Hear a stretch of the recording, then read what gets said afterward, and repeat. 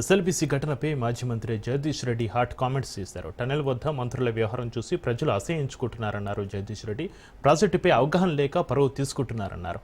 వాటర్లో నీళ్లు కలవడం వల్ల ప్రమాదం జరిగిందని మంత్రి అంటున్నాడని, గోడకు చెవులు పెట్టడం, సొరంగ మార్గంలో ఫోన్ రింగ్ అవుతుందని చెబుతూ వింతగా ప్రవర్తిస్తున్నాడన్నారు.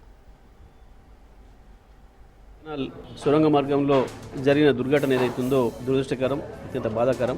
సరే, ఆ ప్రాజెక్టు పైన ఎటువంటి అనుమానాలు ఉన్నప్పటికీ, మొదటి నుంచి కూడా ఎటువంటి విమర్శలు ఉన్నప్పటికీ, ఈ ఘటన జరిగి అందులో 8 మంది కార్మికుల ఆచూకీ తెలియకుండా పోవడం అనేది అత్యంత దురదృష్టకరమైంది. మరి వారందరి ప్రాణాలు కూడా ఎంతో విలువైనవి.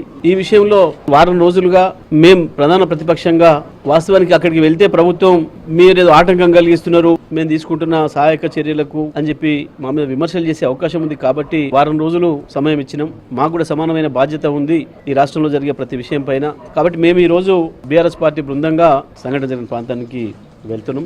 ఎందుకంటే ప్రభుత్వం తీసుకుంటున్న సహాయక చర్యలు ఏ విధంగా ఉన్నాయి, ఎట్లా ఉన్నాయి, ఇప్పటివరకు ఏం పురోగతి ఉంది, మేమేం సూచనలు చేయొచ్చు ప్రభుత్వానికి, ప్రతిపక్షంగా మా సహకారం అందించడానికే మేము అక్కడికి వెళ్ళడం జరుగుతూ ఉంది.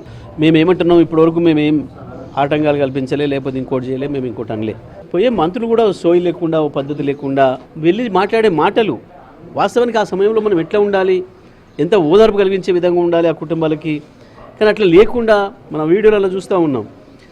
ఏముంటుంది, అది గోడకు చెవులు పెట్టి వినడం, చిల్లరగా అది సెల్ ఫోన్ పనిచేస్తుందని చెప్పడం, అది వాటర్ నీళ్ళు కలిసినాయని చెప్పడం, మచ్చ తెచ్చే విధంగా, జోకర్లు అయ్యే విధంగా వీళ్ళు ప్రవర్తించే విధానం చూస్తే కొంచెం బాధ కలుగుతుంది.